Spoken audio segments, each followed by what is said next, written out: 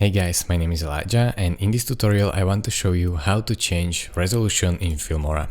It's actually pretty simple. I have this time lapse of the sun, and if I want to change resolution, I will need to go over here to File, then all the way down to Project Settings, and here this window will pop up, and you have option to change your resolution right here.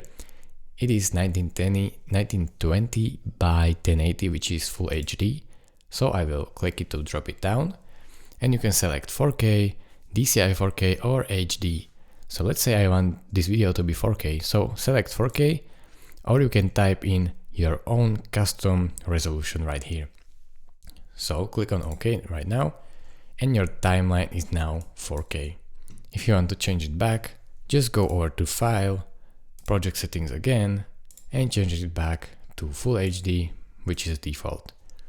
Press OK if you are done. So thank you guys for watching. If this video was helpful to you, consider subscribing and liking this video, and I will see you in the next tutorial. Bye bye.